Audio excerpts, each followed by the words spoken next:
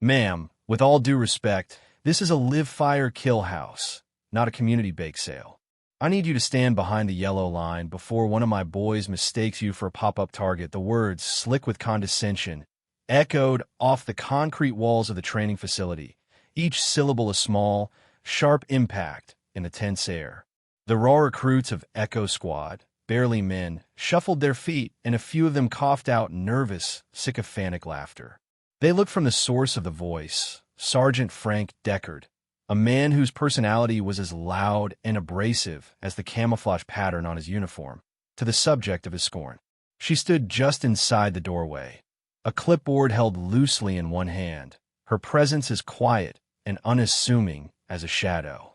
She was a black woman, perhaps in her late 30s, dressed in simple tan cargo pants and a plain black polo shirt that bore no insignia.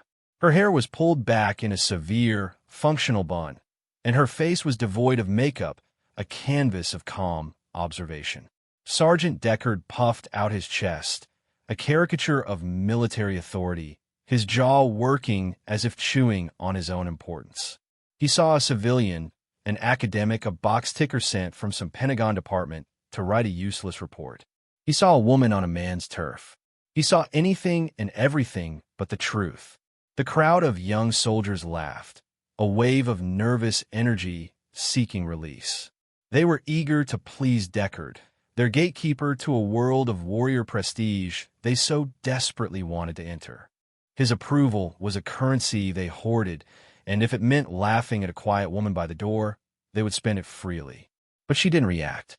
Dr. Eris Thorne offered no verbal retort, no flicker of anger, no sign of wounded pride. Her posture didn't change. She remained perfectly still, a study in placid neutrality.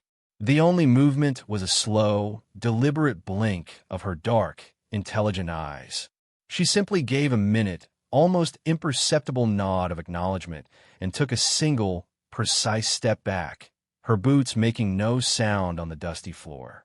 She was now behind the stark yellow line, a silent compliance that seemed to mock Deckard's bluster more effectively than any argument could have. Her gaze drifted from the sergeant and settled on the recruits, her eyes scanning them not with judgment, but with an unnerving, analytical depth. She was watching their grip on their rifles, the way they canted their weight, the subtle tension in their shoulders. It was the look of a master craftsman examining flawed materials.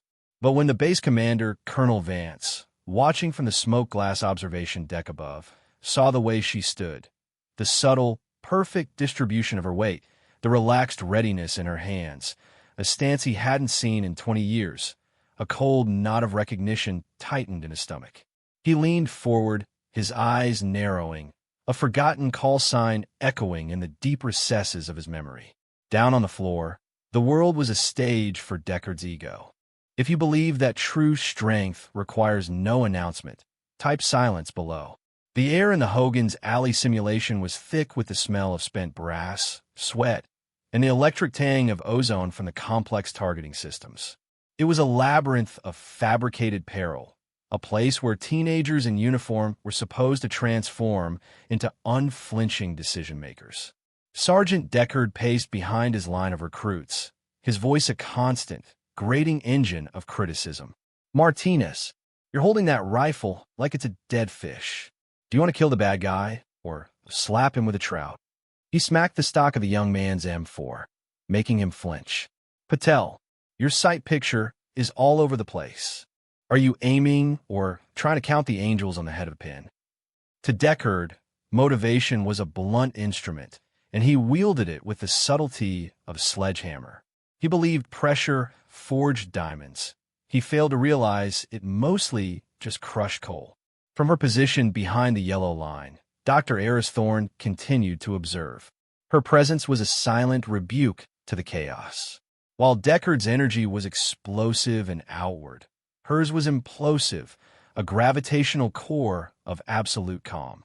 She made a small notation on her clipboard, the graphite tip of her mechanical pencil moving with the steady, deliberate grace of a surgeon's scalpel.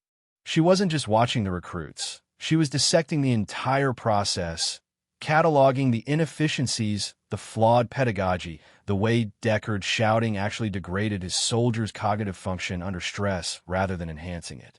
Her stillness was an island in a sea of manufactured tension. The recruits felt it, even if they didn't understand it. Her silence was heavier than Deckard's shouting. His noise was predictable, a storm they could brace for. Her quiet was a vacuum, drawing their attention, making them wonder. They were young, steeped in a culture of cinematic heroes and loud proclamations of skill. They couldn't reconcile the image of this unassuming woman with the high-threat environment they were in. She was an anomaly, a variable their training hadn't prepared them for. Deckard, fueled by their nervous glances, doubled down on his performance. He strode over towards her, stopping just short of the yellow line as if it were the edge of a stage. "See, ma'am," he began, projecting his voice so everyone could hear. "This is the real world, not some theory in a textbook. It's loud. It's messy. It requires a certain aptitude, a certain instinct you can't learn in a library." He smirked, seeking the validation of his audience. "It requires aggression. You have to dominate the space." Something a civilian observer probably wouldn't understand. He was building a narrative for his recruits. He was the grizzled veteran, the gatekeeper of authentic experience, and she was the sterile academic, the outsider. Her lack of reaction was, to him, proof of her passivity, her otherness. He mistook her profound self-control for fear, her silence for weakness. It was a fatal assumption, the kind that gets people killed far from the safety of a training range. Eris Thorne simply lifted her gaze from her clipboard and met his. Her eyes were flat, unreadable pools of darkness. For a fleeting second, Deckard felt a strange, primal chill, a flicker of doubt. It was the feeling a predator gets just before it realizes it has cornered something far more dangerous than itself. But the moment passed, buried under a lifetime of arrogance. He scoffed, turned his back on her, and focused his attention back on his squad. "All right, ladies, the final qualification run starts in 5. Let's see if any of you can shoot straight." The clock on the wall began its countdown, its digital red numbers stark against the gray concrete. The final test was about to begin, a complex scenario involving multiple rooms, civilian non-combatant targets, and a high-value hostage situation. It was designed to separate the operators from the infantry, the thinkers from the trigger pullers. The scenario began with a flashbang simulation, a disorienting blast of light and sound that filled the room. Echo's squad breached the door, a clumsy, fumbling entry that was more a pile-up than a tactical flow. Deckard was screaming corrections over the comms, his voice a frantic buzz of frustration. "Too slow. You're bunched up. You're all dead." The recruits moved through the first 2 rooms, engaging the pop-up threat targets with sporadic, inaccurate fire. Their movements were jerky, their communication a mess of panicked shouts. They were overwhelmed, their training dissolving under the first real application of pressure. In the final room, the scenario reached its apex. A mechanical hostage target, a mannequin dressed in civilian clothes with its hands bound, was positioned in front of the primary threat target. But as the squad entered, a critical malfunction occurred. A pneumatic line hissed and snapped, and the mechanism designed to move the hostage to safety jammed halfway. The hostage was now stuck directly in front of the threat, obscuring 90% of its center mass. It was a catastrophic failure of the range equipment, creating a scenario that was, by all textbook definitions, an impossible shot.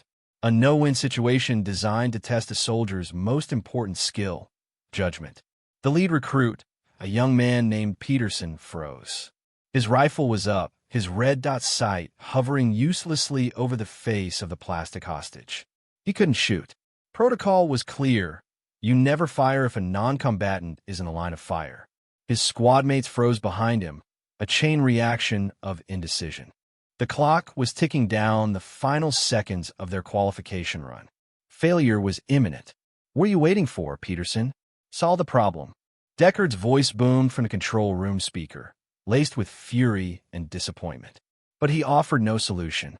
His own knowledge had hit a wall. His experience was in following protocols, not in improvising when they failed. From behind the yellow line, Dr. Eris Thorne's posture changed. The shift was subtle, almost imperceptible but total. She placed her clipboard and pencil neatly on a nearby crate, the movements economical and precise. Her placid observation sharpened into a focused, predatory intensity. The academic was gone. Something else was there in her place. She took a step forward, crossing the yellow line, her soft-soled boots making no sound. "Sergeant Deckard, stop the clock," she said. Her voice was not loud, yet it cut through the noise and panic with absolute authority. It was the calm, clear voice of command, a sound that silenced all others. Deckard, about to unleash another tirade, stopped short, stunned by her tone. "Ma'am, I gave you an order to stay back," he snarled, but the words lacked their earlier conviction. "Stop the clock," she repeated, her gaze locked on the frozen tableau in the final room. Requesting permission to clear the range malfunction and demonstrate the firing solution, a stunned silence fell over the control room. The other range officers stared dumbfounded. On the floor, the recruits looked back at her, their eyes wide. Deckard was about to refuse, to reassert his shattered authority, when Colonel Vance's voice crackled over the main comms, a voice like gravel and iron. "Permission granted. Proceed, Doctor." The formal address, the instant deference from the base commander, sent a shockwave through the room. Deckard's jaw snapped shut. He looked from a control booth window to the woman on his range, a dawning horror on his face. He had made a terrible, terrible mistake. The demonstration was an exercise in pure, distilled competence, a masterclass delivered in under 10 seconds. Eris Thorne walked past the frozen recruits, her steps measured and even. She didn't look at them. Her entire being was focused on the problem at the far end of the room. She approached the trembling Private Peterson and held out her hand. "Rifle," she said. It wasn't a request. Peterson, mesmerized, simply handed over his M4. The weapon, which had felt so clumsy and heavy in his own hands, seemed to become a natural extension of her body the moment she touched it. Her grip was perfect, a seamless interface of flesh and steel. She didn't waste a moment checking the advanced ACOG sight he'd struggled with. Her thumb flicked a switch on the side, and a secondary, canted red dot sight, meant for close-quarters engagement, powered on. It was a piece of equipment most recruits saw as an accessory. She saw it as a tool for a specific purpose. Her movements were a fluid dance of muscle memory, honed over thousands of hours in places Deckard only read about in after-action reports. She brought the rifle to her shoulder. It wasn't the rigid, textbook stance of a marksman on a square range. It was a fluid, aggressive combat stance, her body coiled like a spring. She took a single, controlled breath, and the world seemed to slow down. For the onlookers, time dilated. They saw the slight, almost imperceptible shift of her weight as she settled into her aim. They saw the absolute stillness of the rifle barrel, as steady as if it were locked in a vise. They saw the utter calm on her face, her trigger finger resting lightly, patiently. Then came a sound. It wasn't the single crack they expected. It was two distinct reports, so close together they almost sounded like one. A controlled pair, a hammer. Crack, crack. The noise was sharp, clean, and brutally final. It was followed by an even more profound sound. Absolute, deafening silence. The silence was broken by two tiny, metallic tinkles as the spent shell casings ejected from the rifle and spun through the air, landing on the concrete floor. In the target room, the result of her two shots was breathtakingly clear. The first 556 round had not struck the threat or the hostage. It had impacted the steel arm of the jammed mechanism, the sheer kinetic force shattering the joint and severing the connection. The hostage mannequin, freed from its mechanical prison, immediately began to fall forward. In a split second it was falling, a clear line of sight to the threat target was opened. Thorne's second round, fired a microsecond after the first, had passed through that fleeting gap, striking the threat target directly in the cranioocular cavity, a perfect, non-negotiable kill shot. The hostage mannequin clattered harmlessly to the floor. The threat target behind it had a single, neat hole exactly between its painted-on eyes. It was a shot that defied geometry. It was a shot that defied probability. It was a shot that weaponized physics with the artistry of a grandmaster. Peterson stared, his mouth hanging open. The rest of Echo's squad were frozen, their minds struggling to process what they had just witnessed. Sergeant Deckard stood by the doorway, his face pale, his bluster and arrogance sandblasted away by the sheer, undeniable violence of her skill. He uttered the only words he could find, a whispered monument to his own ignorance. "No, that's not possible." The silence held for a long moment, a sacred vacuum where assumptions went to die. The only movement was the faint curl of smoke rising from the ejection port of the rifle still held, perfectly steady, in Dr. Eris Thorne's hands. She lowered the weapon, her movements just as fluid and controlled as before. She turned, walked back to Private Peterson, and handed him his rifle. "Clear and safe your weapon, Private," she said, her voice once again calm and quiet. Then she walked back to the yellow line, picked up her clipboard, and stood waiting, as if nothing at all had happened. The heavy door to the observation deck swung open and slammed against the wall, the sound echoing like a judge's gavel. Colonel Vance descended the steel staircase, his face grim, his boots thudding with purpose on each step. He was a man who carried the weight of his command in the lines around his eyes and the set of his jaw. He didn't look at the recruits. He didn't look at the impossible result downrange. His eyes were fixed on one person. He walked directly past the stunned and silent Sergeant Deckard, ignoring him so completely it was more insulting than any reprimand. He stopped a respectful distance from Dr. Thorne, his gaze sweeping over her, not as the unassuming civilian she appeared to be, but as something he was only now beginning to fully remember. "I haven't seen a diagnostic shot like that since a night action in the Karengal Valley," Vance said, his voice low and raspy with memory. "A ghost took out a machine gun, nest with 2 rounds in the dark. One for the gunner's optics, the second for the gunner. We never knew who it was. Just a call sign that came over the net." Nix, he held her gaze for a long moment, a silent question passing between them. Thorne gave another one of her infinitesimal nods. The mystery was solved. Vance turned to his aide, a young lieutenant who had followed him down from the booth, looking utterly bewildered. "Lieutenant, pull up the unredacted service record for Dr. Eris Thorne. Project Chimera Evaluation Protocol, Security Clearance Omega." 7-inch the aide fumbled with his encrypted datapad. "Sir, that clearance is I know what it is," Vance cut him off. "Do it," and read the summary aloud. For the benefit of Sergeant Deckard and the trainees of Echo Squad, the aide's fingers flew across the screen. He swallowed hard as the file opened, his eyes widening in disbelief. He cleared his throat, his voice trembling slightly as he began to read into the silent room. Name, Thorne Eris. Former designation, Special Warfare Operator, Senior Chief Petty Officer. Collective gasp went through the recruits. Senior Chief. A rank earned through decades of grit and leadership. A rank Deckard himself was years away from achieving. Call sign, Nix, the name hung in the air, the same one from the Colonel's story. A legend. A ghost. Unit assignment. United States Naval Special Warfare Development Group. The aide paused, letting the weight of the words sink in. DevGru. The unit popularly known as SEAL Team 6. The most elite, secretive, and lethally effective fighting force in the American arsenal. He continued, his voice growing stronger with each devastating fact. Combat deploiement 12. Forward operations in Afghanistan, Iraq, Yemen, the Horn of Africa. Locations classified, specialty qualifications, master training specialist. Led curriculum developer for close quarters combat and advanced urban warfare doctrine. Lead design consultant and field tester for the MK-18 Mod 1 carbine and the M210 Enhanced Sniper Rifle Variable Optics program. The recruits looked from the woman, to their rifles, to their optics. They were using the very systems this woman had designed and perfected. Notable awards and citations.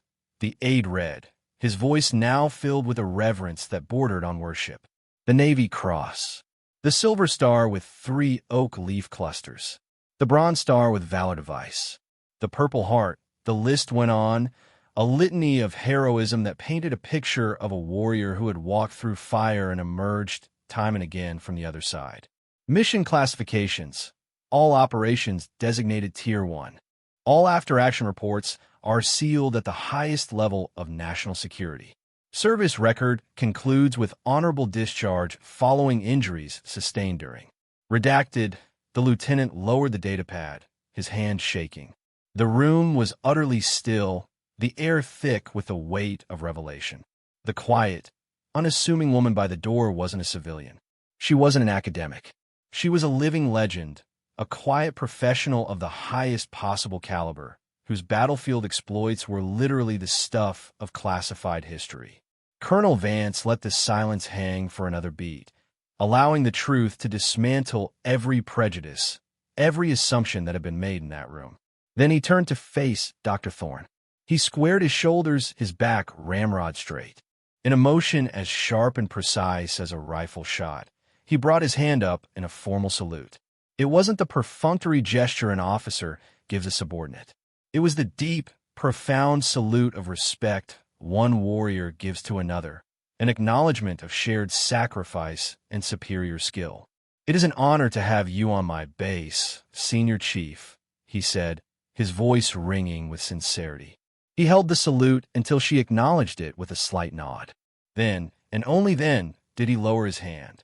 His face hardened as he turned to finally face the ghost-white Sergeant Deckard. "Sergeant," Vance's voice was ice. "You will address this operator by her proper title from this moment forward. You and your men owe her a debt for the lesson she just provided free of charge. You made an assumption based on what you saw, and you were catastrophically wrong. Out there," he gestured vaguely towards the world outside the training center, "that assumption doesn't just get you embarrassed. It gets your men killed. It gets a mission scrubbed. It gets patriots buried.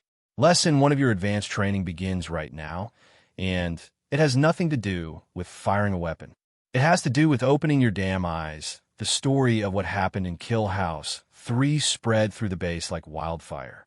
It started in the barracks of Echo Squad that evening. There was no boasting, no excited chatter, just a thick, contemplative silence as the recruits cleaned their weapons. Private Peterson held his M4, staring at it as if seeing it for the first time. He kept replaying the moment she took it from him, the way it settled in her hands, the impossible ballet of violence she had conducted. "Did you see her eyes?" he finally whispered to Martinez. "When she was aiming. It was like the rest of the world just wasn't there." Martinez nodded slowly, running a cleaning patch through his barrel. "It wasn't just a shot. It was an answer to a question nobody else could even ask." The tale leaped from the barracks to the mess hall, passed in hushed tones between mouthfuls of food. It jumped to the NCO club, where seasoned sergeants, men like Deckard, fell silent as the story was recounted, each one of them picturing the unassuming woman and the impossible shot. It traveled over secure comms channels to other bases. The call sign Nix whispered with a mixture of awe and disbelief. "You're not going to believe who's on Vance's base running evaluations." The myth-making process had begun, transforming a 10-second event into an enduring legend. The core of the story, however, was not just about the shot. It was about Deckard's humiliation and Thorne's quiet, unimpeachable competence. The following morning, at 0500 hours, Echo Squad stood in formation outside the kill house. They were nervous, uncertain what to expect. Sergeant Deckard stood before them, but he was a changed man. The swagger was gone, replaced by a deep, resonant humility. His uniform seemed to hang on him differently, his authority no longer derived from volume, but from a newfound gravity. When Dr. Thorne arrived, walking out of the pre-dawn gloom, Deckard called his men to attention. He then took a step forward, stopped directly in front of her, and rendered a salute as crisp and formal as the colonel's. "Senior Chief," he said, his voice clear and steady. "On behalf of myself and my men, I want to formally apologize for my conduct yesterday. My words and my attitude were unprofessional and disrespectful. There is no excuse. I was wrong." He held the salute, his eyes locked on hers, unflinching. He was not just performing for his men, he was atoning. Eris Thorne regarded him for a moment, then gave a single nod. Apology accepted. Sergeant Deckard lowered his hand. Mong, Senior Chief, I ask that you take over the training for this squad. What you showed us yesterday, that's what they need to learn. It's what I need to learn. Please, teach us. It was the ultimate admission, a complete surrender of ego. He was asking the person he had publicly humiliated to become his mentor. Thorne looked past him, at the faces of the young recruits, standing straight and silent, their eyes filled with a desperate, hopeful respect. She gave another one of her small, quiet nods. Training begins now, she said. First lesson, assumptions. Let's break down everything you thought you knew, and so began the real training of Echo Squad. It was unlike anything they had ever experienced. Senior Chief Thorne taught them that the deadliest weapon they possessed was their mind.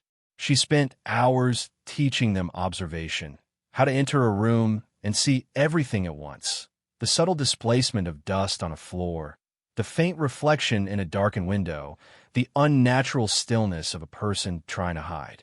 She taught them that silence was a weapon, a tool for stealth, for communication, for psychological dominance. She broke down their shooting technique, rebuilding it from the ground up, focusing not on speed, but on a relentless, metronomic efficiency she called economy of motion. She taught them that respect for their weapon was paramount. It was not a symbol of power, but a tool of immense responsibility. She rarely raised her voice. Her instruction was calm, precise, and undeniable, backed by a depth of knowledge that left them in constant awe. Sometime during that week, Colonel Vance paid a visit.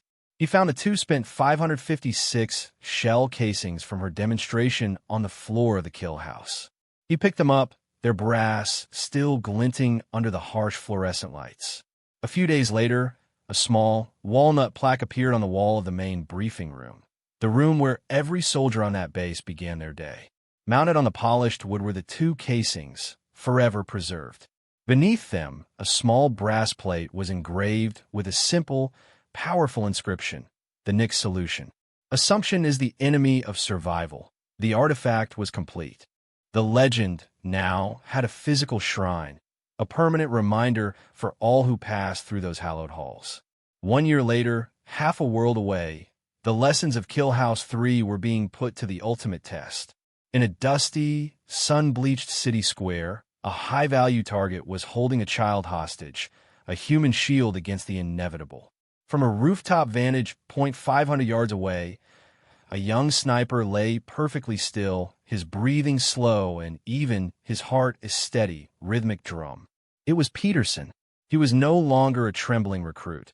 He was a seasoned operator, a graduate of the informal but legendary Thorne School. His spotter fed him windage and elevation, but the tactical problem was far more complex.